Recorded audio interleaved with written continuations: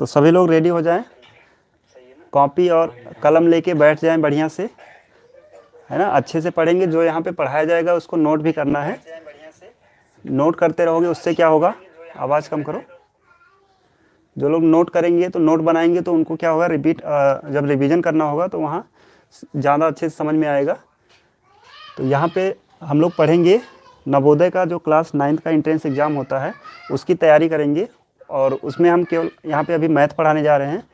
और उसमें से हमने जो टॉपिक लिया है वो है स्क्वायर एंड स्क्वायर रूट, यानी वर्ग और वर्गमूल। यहाँ पे देखोगे हिंदी मतलब हिंदी और इंग्लिश दोनों रहेगा। जहाँ भी जो ना समझ में आए आप कमेंट करके पूछ भी सकते हैं। तो सब लोग तैयार हो गए हैं, एक बार कमेंट करेंगे सब लोग। हम लोग सबसे पहले सीखेंगे स्क्वायर।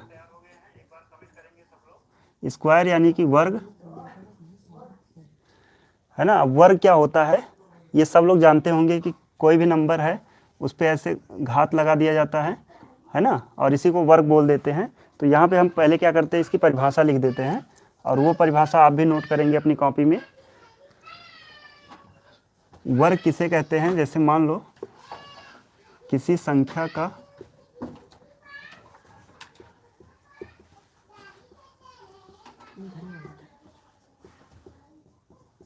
उसी संख्या में गुणनफल,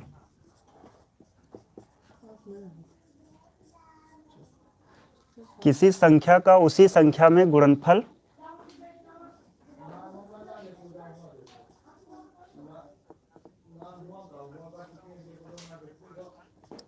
वर्ग कहलाता है। ये समझ पाए होगे। यदि हम किसी संख्या को उस संख्या में अगर गुणा करें, जो गुणनफल आएगा वही क्या कहलाता है, वर्ग कहलाता है। अब जैसे एग्जाम्पल देख रहे हैं, मान लिया हमने 7 लिया और इसी 7 को 7 में गुणा कर दिया, ठीक। तो ये जो आया, मान लिया ये 7 7 49 हो जाएगा ना। अब ये जो 49 आया ये क्या है, 7 का वर्ग है, समझ पाए। और इसी को ऐसे भी लिखा जा सकता है 7 की घात 2। ये हमने क्या किया, 7 की घात 2, यानी इसको हम ऐसे कह सकते हैं ये 7 का वर्ग लिखा है, समझ पाए। और यहाँ पे 7 का वर्ग कितना आया है, 49। तो किसी भी संख्या को उसी संख्या में अगर गुणा करते हैं उसको इस प्रकार भी लिखा जा सकता है, और जो गुणनफल आता है यानी जो 49 आया है ना, इसी को हम क्या कहते हैं, वर्ग कहते हैं। तो वर्ग की परिभाषा आप लोग को समझ में आ गया होगा, ठीक है। अब यहाँ से हम लोग सीखेंगे, एक होता है शब्द पूर्ण वर्ग संख्या, पूर्ण वर्ग, है ना। पूर्ण वर्ग क्या होगा, जैसे मान लो कोई भी प्राकृतिक संख्या, मान लिया हमने 1 से ही शुरू किया, 1 का वर्ग किया और 1 मिला, ऐसे 2 का वर्ग तो 4 मिला, 3 का वर्ग तो यहाँ पे हमें 9 मिलेगा। अब ये जो 1 4 9 ऐसे यहाँ पे 16 है ना, ये सब जो संख्याएं मिलेंगी इनको कहते हैं पूर्ण वर्ग संख्याएं। समझ में आ रहा है, पूर्ण वर्ग संख्या क्या होती है। हमने क्या कहा कि किसी भी प्राकृतिक संख्या या कह लो ऐसे जो प्राकृतिक संख्याओं का वर्ग होता है, ये संख्या 1 4 9 है ना, ऐसे 16 25 ये सभी संख्याएं पूर्ण वर्ग होती हैं। इसको अगर दूसरे शब्दों में हम कहें पूर्ण वर्ग क्या होती है, तो कोई भी संख्या, जैसे मान लिया हमने यहाँ पे 25 लिया, अब इस 25 को हम ऐसे 5 गुणे 5 लिख सकते हैं। यानी कोई संख्या अगर उसको हम उसी किसी एक जैसी दो संख्याओं के अभाज्य गुणनखंड के रूप में लिख दें तो वो संख्या कहलाती है पूर्ण वर्ग। जैसे यहाँ पे ये 25 को तो हमने 5 गुणे 5 लिख दिया क्योंकि ये 25 क्या है, पूर्ण वर्ग है। लेकिन यहीं पे अगर हम बात करें, मान लिया अब 40 को तोड़ेंगे तो कहेंगे, या कह लो कि इसको हम 4 गुणे 10 कर लें, है ना। या और इसको तोड़ेंगे तो हम कैसे, 4 को 2 गुणे 2 और 5 को 2 गुणे 5, सॉरी 10 को 2 गुणे 5 कर लेंगे। अब ये जो संख्या लिखी है देखो, इसमें हम इस प्रकार से नहीं कह सकते कि जैसे यहाँ पे उसी संख्या का उसी संख्या में गुणा था तो 25 आया था, और यहाँ पे कोई ऐसी संख्या नहीं है जिसका उसी संख्या से उसी में कराओ तो 40 मिल जाए। तो यानी ऐसा इसलिए हो रहा है क्योंकि ये 40 जो है वो पूर्ण वर्ग नहीं है। ठीक है, ये पूर्ण वर्ग संख्या नहीं है। क्या हुआ, नहीं आ रहा है? कमेंट आ रहा होगा। अच्छा राहुल, मेरी मोबाइल में चलाओ इसमें यार। कहाँ Where is my मोबाइल?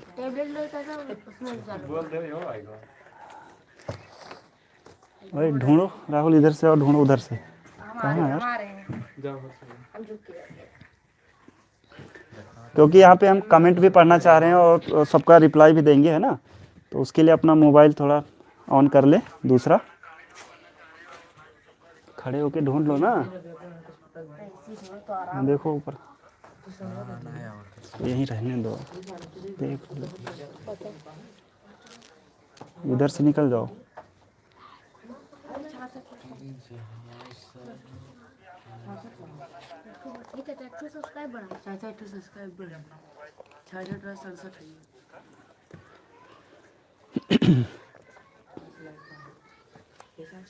नहीं मिला?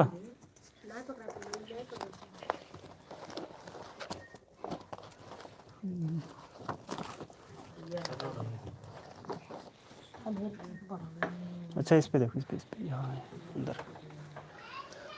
तो यहाँ तक समझ गए होंगे पूर्ण वर्ग संख्या क्या होती है, कि एक ऐसी संख्या जिसको उसी संख्या से उसी संख्या के गुणनफल के रूप में लिखा जा सके। जैसे यहाँ पे 40 नहीं है, ऐसे ही हम अगर दूसरी संख्या ले लें 8, अब 8 को भी हम ऐसे 2 गुणे 2 और गुणे 2 लिख सकते हैं। तो ये पूर्ण वर्ग संख्या नहीं है। अब क्यों नहीं है? क्योंकि देखो यहाँ पे हम मान लो ऐसे 2 गुणे 2 ये 4 कर सकते हैं, ये 4 हो गया और ये 2 हो गया। अगर उसी संख्या का उसी संख्या में गुणनफल दिख रहा है तो हम कहेंगे पूर्ण वर्ग है। और अगर ऐसा नहीं हुआ, जैसे यहाँ पे 16 को हम 4 गुणे 4 लिख सकते हैं, तो ये क्या है, 16 पूर्ण वर्ग संख्या है। ठीक है, 8 नहीं है, 40 नहीं है, ऐसे 25 जो है वो पूर्ण वर्ग संख्या है। तो पूर्ण वर्ग संख्या समझ गए होंगे क्या होती है। जितनी भी प्राकृतिक संख्याएं हैं उन सब का वर्ग जो करने पर जो आता है, ये सभी संख्याएं क्या हैं, पूर्ण वर्ग हैं। समझ पाए होंगे। अब इसको थोड़ा आगे बढ़ाते हैं हम। हाँ, साथ में नोट करते रहना थोड़ा थोड़ा, है ना, या आप पॉज करके भी आप नोट कर सकते हैं उसको, क्योंकि नोट बनाना ज़रूरी है। नोट नहीं बनाओगे तो अभी हमने ये पढ़ा दिया ना, अभी मिटाएंगे तो दिमाग से भी मिट जाएगा। ठीक है ना, तो इससे अच्छा है उसको नोट करते रहना।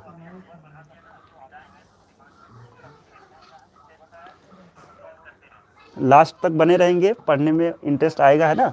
तो अब यहाँ पे हम लोग सीखते हैं जो ये वर्ग यानी स्क्वायर पढ़ रहे हैं, इसके कुछ प्रॉपर्टीज़ होती हैं वो पढ़ लेते हैं। ठीक है, तो इसको पूरा हम मिटा रहे हैं यहाँ पे।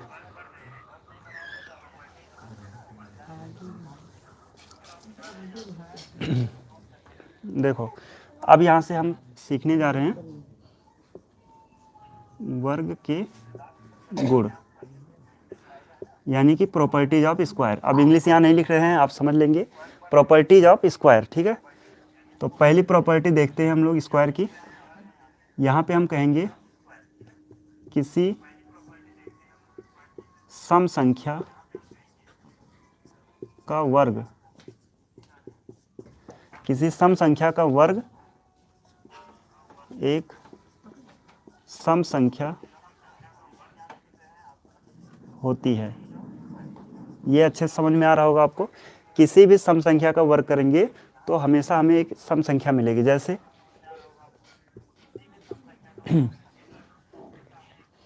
मान लिया 4 एक सम संख्या है ना, इसका वर्ग कर लिए।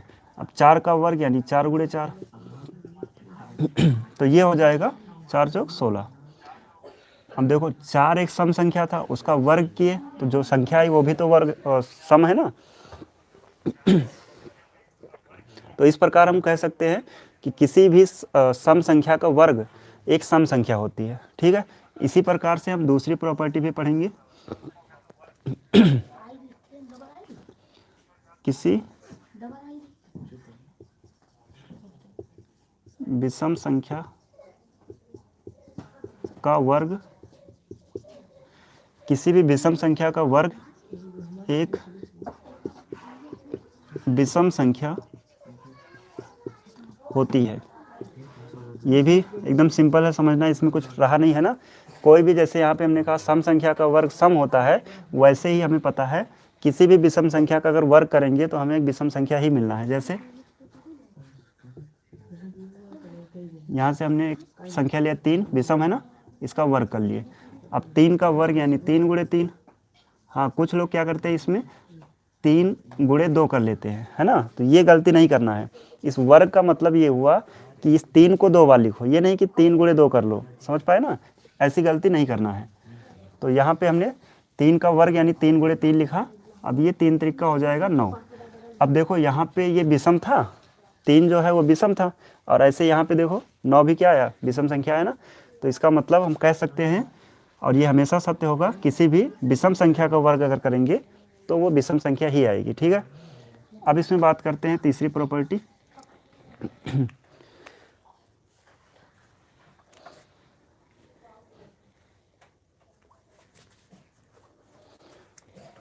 हाँ, ये प्रॉपर्टी हम कह सकते हैं कि किसी भी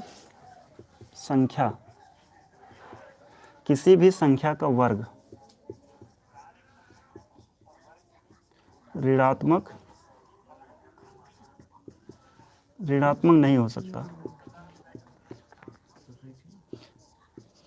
यानी ये किसी भी संख्या का अगर हम वर्ग कर रहे हैं तो वो कभी ऋणात्मक नहीं आएगा। ठीक है, चाहे वो ऋणात्मक संख्या हो या धनात्मक। मान लिया -4 है, इसका वर्ग कर रहे हैं, ठीक है, तो अब यहाँ पे -4 गुणे -4, अब इन दोनों का गुणा करेंगे तो क्या हो जाएगा, माइनस माइनस का गुणा प्लस हो जाएगा, और ये 4 चौक 16।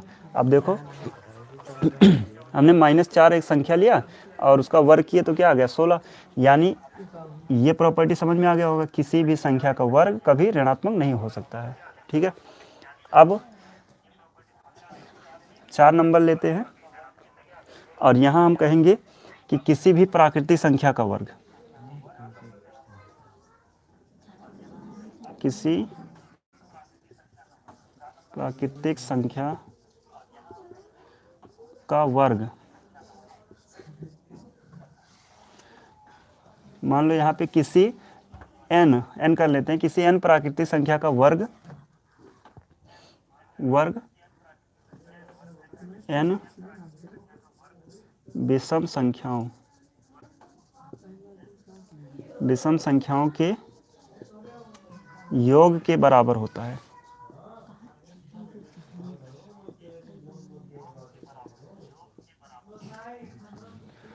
अरे उस पे लो, क्रोम कनेक्ट है, लो इधर लो, क्रोम पे यूट्यूब है ना,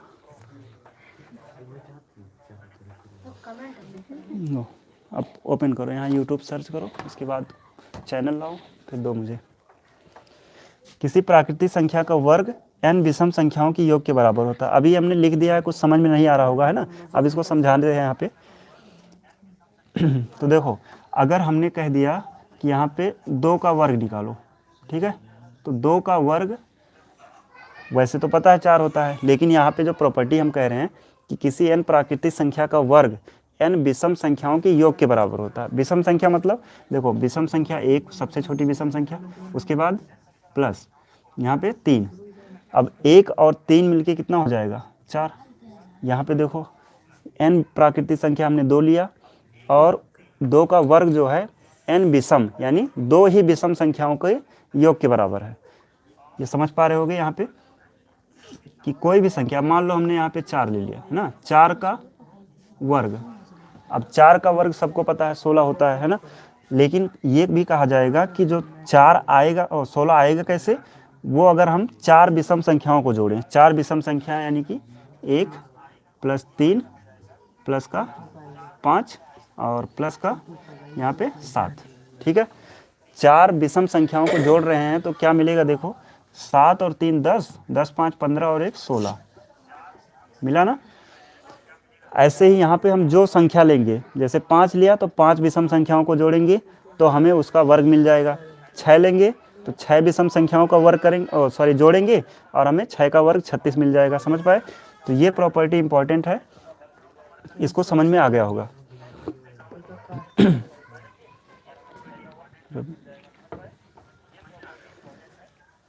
तो इसको आप नोट कर लेंगे या आप अभी स्क्रीनशॉट ले सकते हैं, है ना। और हम्म,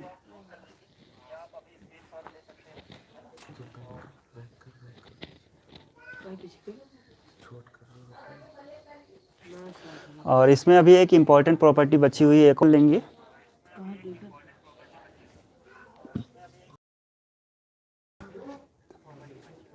लो इधर लो, इधर लो।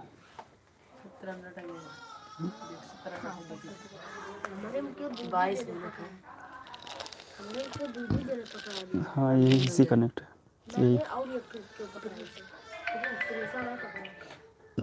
यहाँ पे हम सभी का कमेंट पढ़ने की कोशिश करते हैं, तो इस पहले मोबाइल में कनेक्ट कर लेते हैं अपना चैनल। तो जहाँ पे आपको समस्या हो रही हो वहाँ पे आप कमेंट करके पूछेंगे तो उसका जवाब मिलेगा आपको।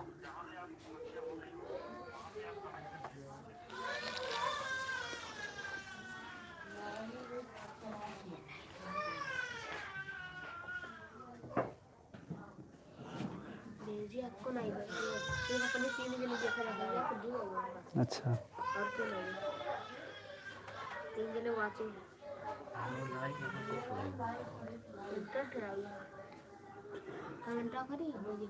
करो।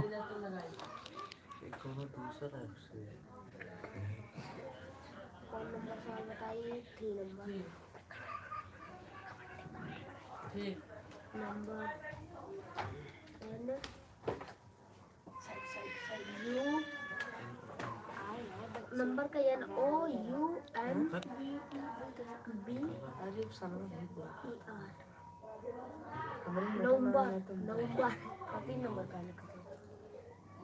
तो सभी लोग बताएं इतना जो पढ़ाया गया है क्या ये सबको समझ में आया है?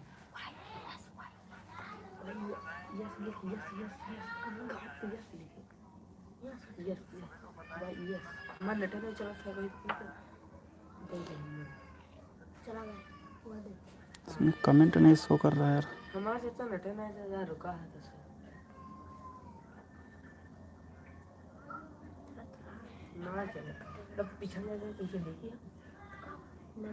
का स्पेलिंग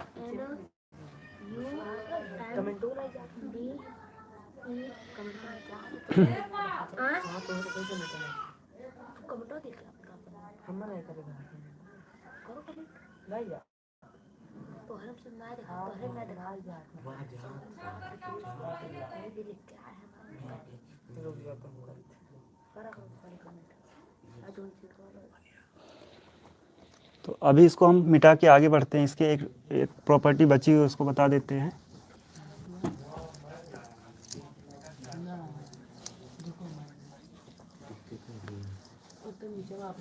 और इस प्रॉपर्टी को बताने के लिए हम एक उदाहरण का सहायता लेंगे। जैसे मान लो हमने कहा 1 का वर्ग करो, सबको आता होगा 1 गुणे 1 यानी कि 1। 2 का वर्ग 4 हो जाएगा। ऐसे ही 3 का वर्ग करेंगे 9 आएगा। 4 का वर्ग 16, और ऐसे ही 5 का वर्ग करेंगे 25 आएगा। उसके बाद 6 का वर्ग ये हो जाएगा 36। 7 का वर्ग हो जाएगा 49। 8 का वर्ग 64, और 9 का वर्ग हो जाएगा 81। इसके बाद 10 का वर्ग 100।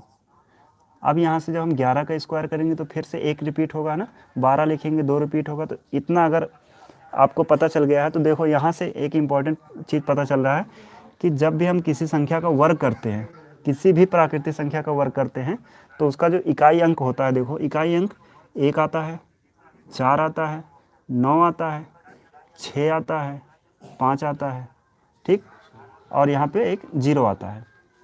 ये सब तो टिक नहीं कर रहे हैं क्योंकि ऊपर टिक हो चुका है ना। देखो किसी भी संख्या का हम भविष्य में किसी भी संख्या का वर्ग करेंगे तो इकाई अंक जो होगा, यूनिट डिजिट, वो क्या आएगा? 1, 4, 9, 6, 5। यानी अगर इसको हम लिखें तो क्या क्या कह सकते हैं?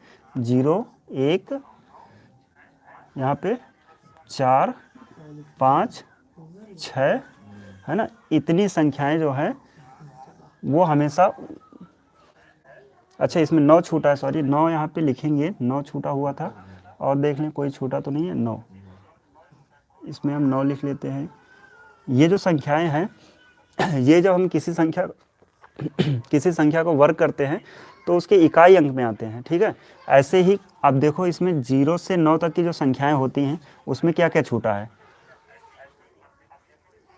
इसमें देखो तो यहाँ पे 2 नहीं है ना, 3 नहीं है, उसके बाद 7 नहीं है और 8 नहीं है। यानी कि ये कहने का मतलब हुआ कि ये जो संख्याएं हैं ये किसी भी संख्या के वर्ग में नहीं आती हैं। अगर किसी भी संख्या का वर्ग कर लो तो उसके इकाई अंक में तो ये नहीं आएंगे, ठीक है। अब इस प्रॉपर्टी का यूज देखो कितना बढ़िया करते हैं। यहाँ पे हमने ऐसे कुछ संख्या लिख दिया, ठीक है। इस प्रकार से हमने यहाँ पे कोई संख्या लिख दिया 1 और यहाँ पे दूसरा ले लेते हैं और 5 6 3 4। अब इसमें से कहा जाए इसमें ऐसी कौन सी संख्या है जो कि कभी पूर्ण वर्ग नहीं हो सकती, है ना।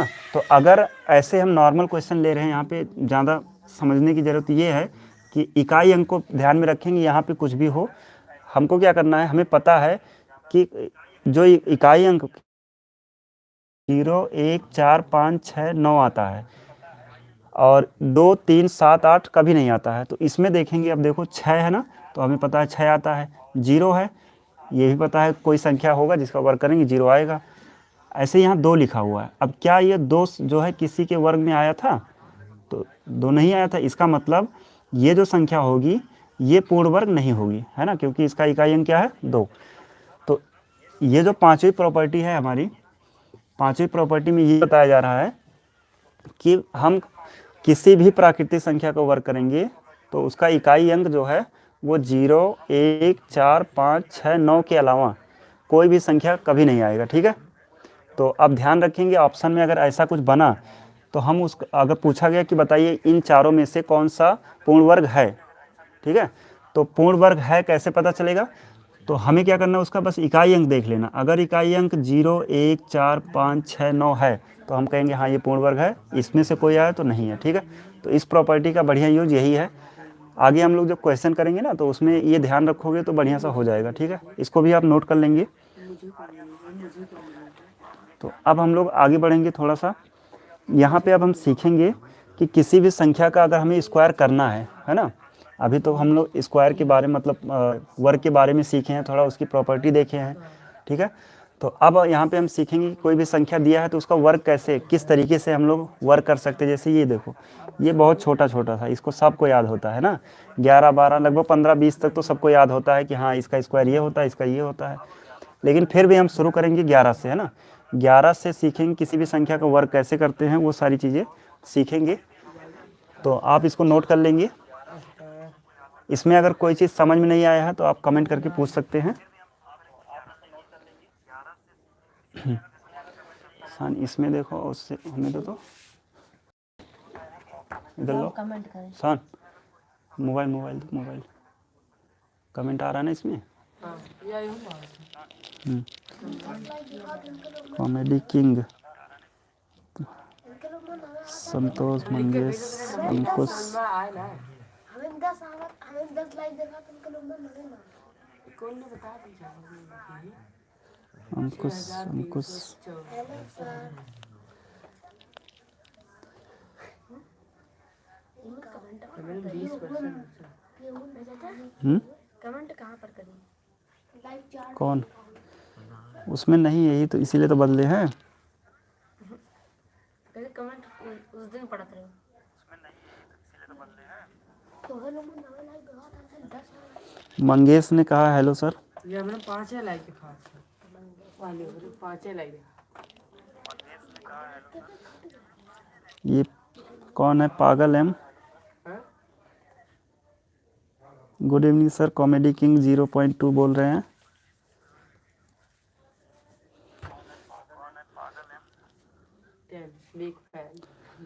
तो आप कमेंट कर सकते हैं, कमेंट करके आप जो भी पूछना चाहें यहाँ से सवाल के बारे में, या जो नहीं समझ में आ रहा है जो बताया जा रहा है तो उसका आपको रिप्लाई मिलेगा, ठीक है। अब इसको मिटा रहे हैं हम और यहाँ पे आप सीखने जा रहे हैं कि अगर किसी संख्या का वर्ग हमें निकालना है तो उसके कौन कौन से तरीके हो सकते हैं।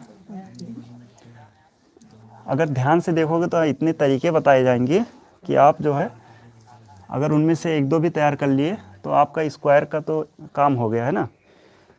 जैसे मान लो हमने यहाँ पे कहा 11 का स्क्वायर यानी 11 का वर्ग क्या होगा, तो अधिकतर लोग तो वैसे ही पता बोल देंगे ना, क्योंकि सबको पता है कितना होता है। ज़रा कमेंट करके बताओ तो देखिए कितने लोग को आता है।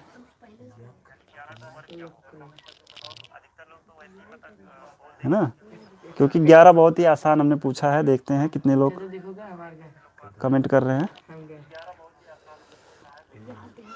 तो ये बिग फैन 11 का स्क्वायर पूछा गया, देखते हैं कितने लोग बताते हैं।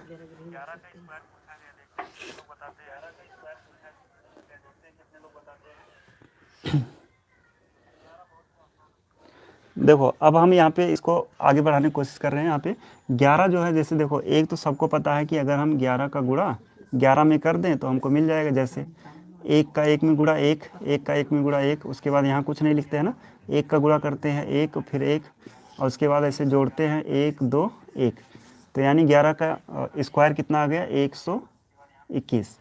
ये वाला तरीका जो है ये बहुत पुराना है, अधिकतर लोग इसी से करते हैं ना, गुणा यही है सबको पता है। लेकिन अब थोड़ा अलग करना है ना, क्योंकि अलग करोगे तभी कुछ अलग होगा।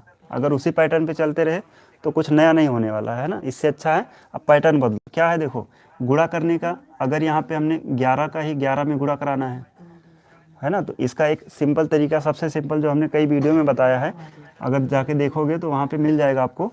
11 से गुणा करने का हमने बहुत ही सिंपल तरीका बताया है, यहाँ भी बता रहे हैं। देखो अगर हमें किसी भी संख्या में 11 का गुणा करना है, जैसे यहाँ तो 11 11 का ही गुणा है, तो ये जो संख्या है उसका एक और एक लिख लेंगे ऐसे दूर दूर, और उसके बाद इन दोनों का योग। अब देखो एक और एक का योग कितना होगा 2। देखो एक ही लाइन में आ गया कि नहीं, 11 का स्क्वायर 121, समझ पाए।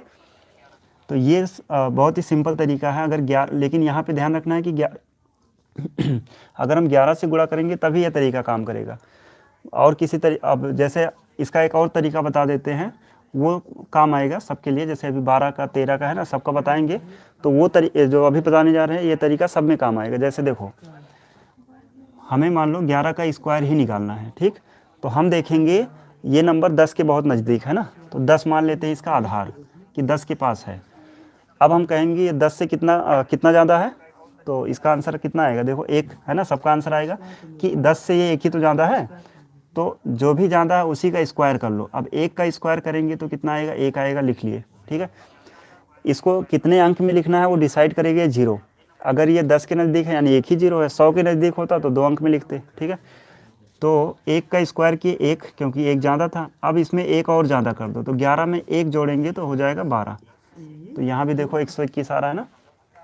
तो हमने ये वाला तरीका इसलिए कहा नहीं यूज करना है, क्योंकि उससे आसान तरीके ये हैं। अगर इसको एक बार सीख लिए ना तो फिर कैलकुलेशन फास्ट अपने आप हो जाएगा, और जब तक इसमें लगे रहे तब तक यही अच्छा है, ठीक है। तब फिर कोई मतलब नहीं कुछ बताने से। तो एक बार पैटर्न बदलो, उसके बाद देखो कैलकुलेशन कितना फास्ट होता है। अब देखो इतना सब लिखना पड़ रहा है, उससे अच्छा एक ही लाइन में आ जाए आंसर। सही नहीं है? अच्छा,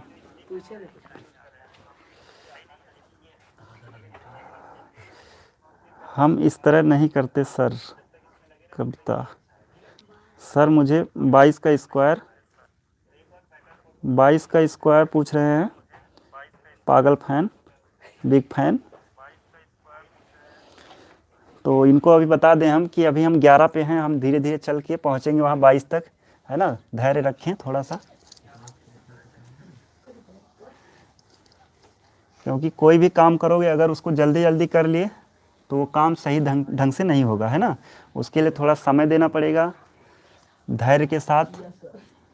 यहाँ पे देखो अब हम आ रहे हैं 12 पे, क्योंकि हम स्क्वायर वाला चैप्टर उठाए हैं तो अब ऐसे स्क्वायर सिखा ही देते हैं ना, कि ताकि याद ना रखना पड़े, और अगर याद रखते हो तो और अच्छा है।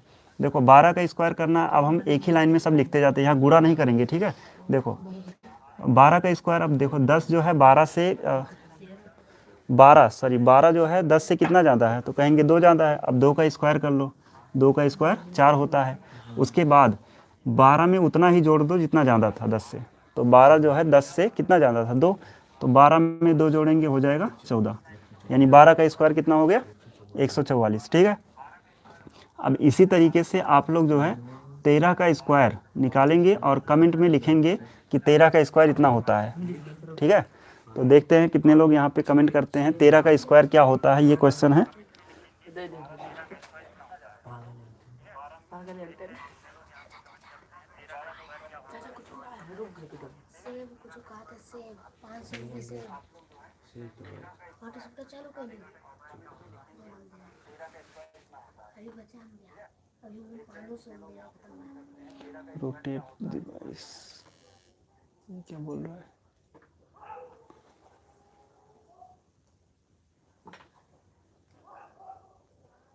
ये क्या कर रोटेट डिवाइस,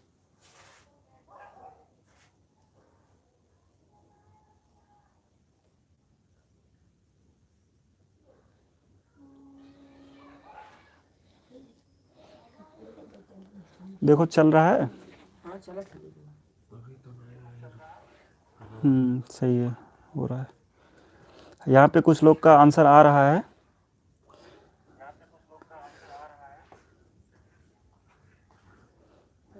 यस, चलो यहाँ पे सबने आंसर किया है। देखो यहाँ पे 13 का स्क्वायर होता है 169।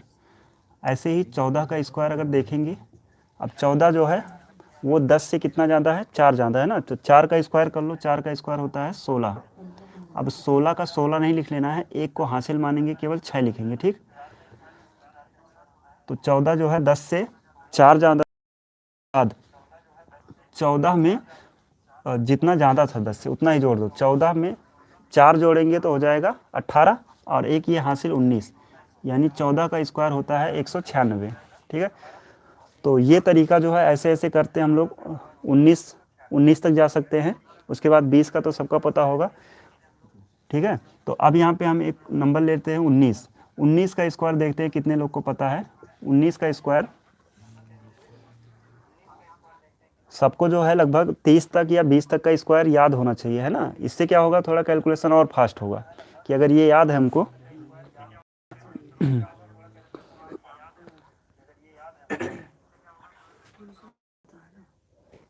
क्या हुआ, स्टॉप।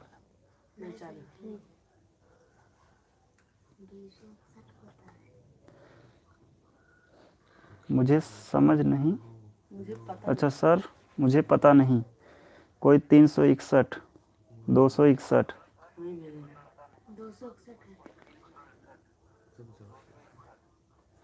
नहीं तो चाचा हमारा वो गलत है, 361। बहुत ही स्लो कमेंट कर रहे हैं सब लोग। हालांकि आंसर हमको मिल गया है सही सही, है ना। 361 सही आंसर आ चुका है। तो ये तरीका आप लोग समझ गए होंगे। अब इसको छोड़ के हम यहाँ पे दूसरे तरीके पे आते हैं, ठीक है। स्क्वायर निकालने का दूसरा तरीका क्या रहेगा, इसके लिए हम डायगोनल मेथड बताते हैं, विकर्ण विधि। जैसे यहाँ पे हमें मान लो यही 13 का स्क्वायर निकालना है, तो 13 में 2 अंक है, तो इसको जो है ऐसे हम 2 पार्ट में डिवाइड करेंगे, इधर भी 2 पार्ट, यानी कुल मिला के 4 पार्ट हो गया, ठीक। और यहाँ से ऐसे एक लाइन खींच लिए। अब 13 का 1 और 3 यहाँ लिखो, ऐसे 1 और 3 यहाँ लिखो। ये सबको समझ में आ रहा होगा। इतना हमने जो किया है 2 अंक का है, तो ऐसे ही 4 खाने बनेंगे। यही अगर 3 अंक का होता तो हम एक लाइन में 3 खाने बनाते हैं ना, तो वो ध्यान रखना है। अब यहाँ से जितने भी खाने हैं यानी वर्ग हैं, इन सबको ऐसे 2-2 पार्ट में बांट दो। ये कर पाओगे, है ना, सिंपल है। उसके बाद देखो 1 और 1 इन दोनों का गुणा कराओ। 1 का गुणा होगा तो 1 होगा, और यहाँ पे 1 को लिखने के लिए हमारे पास 2 खाने हैं।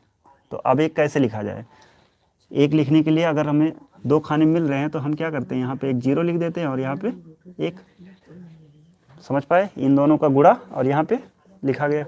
ऐसे ही 1 और 3 का गुणा कर लो और इस खाने में लिख दो। तो 1 का गुणा 3 का गुणा 1 में करोगे तो 3 का नाम 3 होगा, और 0 यहाँ, 3 यहाँ। ऐसे ही यहाँ से 1 को लेके आए यहाँ और 3 यहाँ से, तो 1 और 3 का गुणा होगा, फिर 3 आएगा, उसको 0 3 लिखना है। इसी प्रकार अब देखो ये वाला 3 यहाँ चलेगा और ये वाला यहाँ, तो 3 और 3 का गुणा कर लोगे, 3 त्रिक हो जाएगा 9। अब 9 लिखने के लिए भी 0 9, ठीक। उसके बाद इधर से देखो, इधर से ऐसे जोड़ते चलो, 9 का 9 ही रहेगा। इसमें देखोगे 3 और 3 मिलके हो जाएगा 6, और यहाँ पे देखोगे इसमें तो यहाँ पे केवल 1 है, यानी 1 आ जाएगा। तो 13 का जो स्क्वायर था वो हमें मिल गया है 1 6 9। इसको बोलते हैं डायगोनल मेथड, स्क्वायर निकालने का डायगोनल मेथड है ये। तो ये समझ में आया होगा। अगर समझ में आ गया है तो यस बोलेंगे ताकि हम आगे बढ़ें इसको, नहीं तो एक और एग्जांपल लेके हम लोग इसको समझने की कोशिश करेंगे। क्या नहीं समझ में आया? 3 और 3 के गुणा करो कितना आएगा? अच्छा ये 9। ओ देखो, यहाँ से इस बॉक्स में हमें भरना क्या है ये पता चलेगा। यहाँ से 3 आएगा और यहाँ से 3 आएगा, 6 नहीं होगा, गुणा करना है। 3 त्रिक 9 आया है, इसको लिखने के लिए हमारे पास 2 खाने हैं, तो 9 कैसे लिखेंगे? 0 9 करके। तो इस वजह से यहाँ पे 0, यहाँ पे 9। उसके बाद इधर से ऐसे जोड़ते जाना है।